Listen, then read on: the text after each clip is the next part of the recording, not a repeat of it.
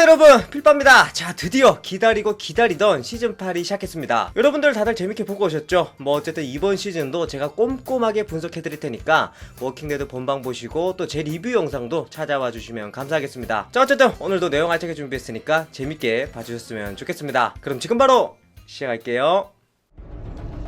You're gonna make me count? 8, 7.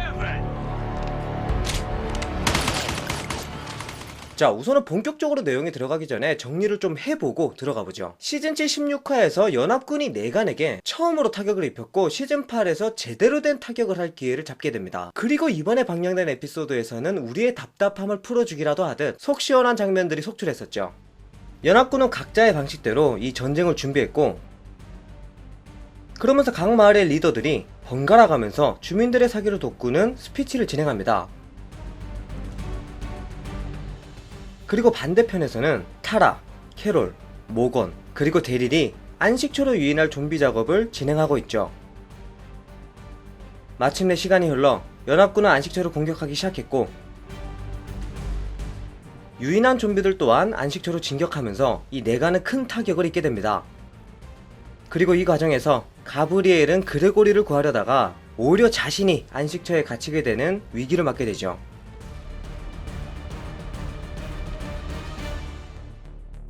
자, 이 내용이 시즌8 1화의 대략적인 내용입니다. 그렇다면 이제 본론으로 들어가보죠. 우선 여러분들께서 가장 궁금해하시는 부분이 리크라임즈의 타임라인입니다. 편집이 잘못된 게 아닌가 싶을 정도로 너무 많이 왔다갔다 했었죠. 그래서 저도 처음 봤을 때는 완벽히 이해를 못했는데 두세 번 더 보고 또 현지 칼럼도 읽으면서 조금 쉽게 정리를 해봤습니다. 우선 이번 에피소드에서 나온 타임라인은 최소 4개라고 볼 수 있는데, 첫 번째로 이 전쟁을 치르고 있는 릭의 모습은 지금 당장의 현재라고 볼 수 있겠죠. 이거는 무조건 현재입니다. 현재.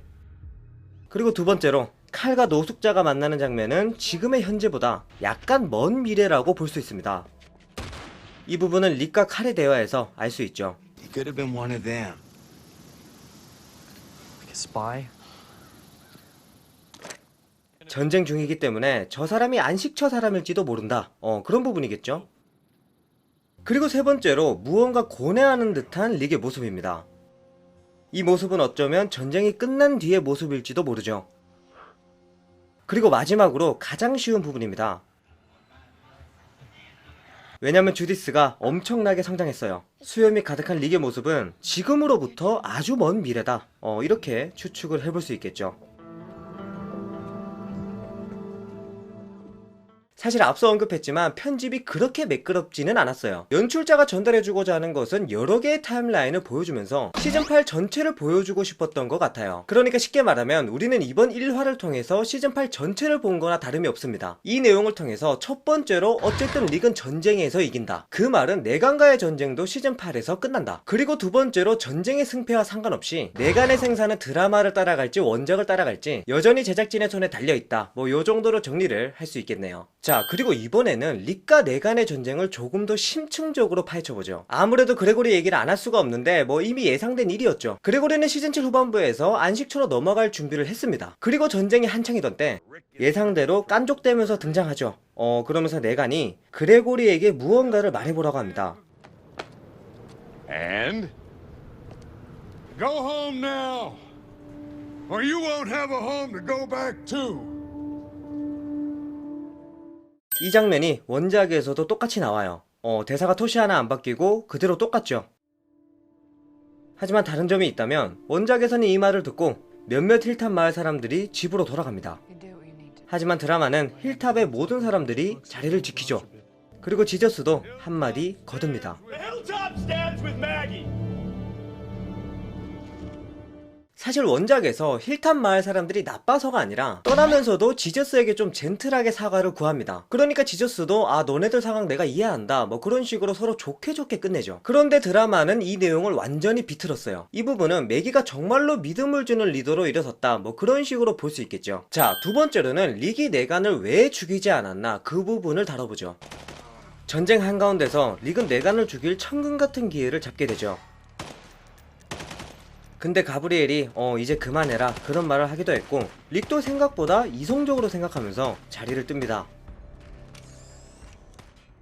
저는 이 장면을 보고 뭐 그런 생각을 해봤어요. 릭은 단순히 복수심으로 내간을 죽이고 싶지는 않은 것 같습니다. 왜 그렇냐? 그 힌트는 바로 앞장면에서 나오죠. 릭 그라임즈가 이 내간의 신복들의 항복을 권유하는 장면이 있었죠. You five. The Savior's inside. Y'all can live if you surrender. 심지어 이름까지 언급하면서 너네들 언제든 투항해라, 그런 식으로 스피치를 합니다. 그러니까 폭력으로 굴복시켜봐야 결국에는 미래에 지금의 자신들처럼 행동할 것 같다는 느낌이 드는 거죠. 그러니까 릭이 원하는 것은 단순한 복수가 아니라 내간의 신복들, 그리고 더 나아가서 안식처 사람들의 항복과 마음인 거죠. 이것만 얻어낸다면 지금 당장뿐만 아니라 먼 미래까지도 결속력을 얻어낼 수 있다는 거죠. 그렇기 때문에 이 가브리엘도 옆에서 이런 말을 하죠. 모두의 싸움이니까 조금 더 멀리 보자, 그런 부분으로 볼 수 있겠죠. 어쨌든 이 부분에 대해서는 또 여러분들의 의견도 들어보고 싶네요. 자, 그 다음 부분으로는 노숙자에 대한 이야기를 해보죠. 우리가 앞서 언급했듯 약간 먼 미래에 칼은 노숙자를 만나게 되죠. 그런데 릭이 갑자기 와서 이 노숙자를 쫓아냈고, 나중에 칼이 이 장소로 다시 찾아가서 사과의 말과 함께 여분의 음식을 주고 갑니다. 그리고 이 노숙자의 얼굴도 한 번 더 잡아주죠. 솔직히 이 부분은 저도 잘 모르겠습니다. IMDb를 보면 낯선 여행자 이 정도로만 표기가 돼 있어요. 그런데 중요한 건 평범한 인물은 아닌 것 같습니다. 이번 에피소드에서 2번이나 등장했고, 심지어 마지막 장면에서는 클로즈업해서 얼굴을 확실하게 보여줬었죠. 아마 이 부분은 릭과 달리 따뜻한 마음을 베풀었던 칼이 나중에 좋은 보상을 받거나, 혹은 알렉산드리아가 나중에 이 노숙자 때문에 큰 도움을 받을 수도 있다, 뭐 이런 식으로 추측을 해볼 수 있겠죠. 자, 마지막으로 가브리엘 얘기하면서 영상을 마무리해보죠. 아시다시피 가브리엘은 그레고리를 구하려다가 오히려 자신이 위기에 빠지게 되죠. 그러면서 어떤 컨테이너 박스에 들어가게 되는데, 여기서 내간과 아찔한 마주침을 갖게 됩니다. 이 부분은 원작을 보신 분들이라면 추측이 가는 장면이 있죠. 원작에서 홀리라는 인물이 있는데, 이 친구가 전쟁통에서 내간에게 인질로 잡혀가게 됩니다. 그러면서 내간이 이 친구를 죽여서 좀비로 만든 뒤에 알렉산드리아로 다시 반격을 오죠.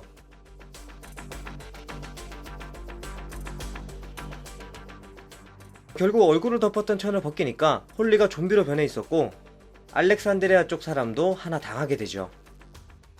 사실 시즌7에서 사샤가 비슷한 역할을 맡긴 했는데 스토리라인이 완전히 똑같지는 않았죠. 아마 이 원작 내용을 따라간다면 가브리엘은 좋지 않은 결말을 맞지 않을까, 뭐 그런 식으로 정리를 할 수 있겠죠. 자, 여기까지 여러가지 이야기를 통해서 시즌8 1화에 대한 분석을 해봤습니다. 여러분들께서는 이번 에피소드에 대해서 어떻게 생각하시는지 궁금하니까 댓글로 남겨주시면 감사하겠습니다. 그럼 저는 다음주 리뷰 영상으로 돌아오도록 하겠습니다. 지금까지 필바였습니다.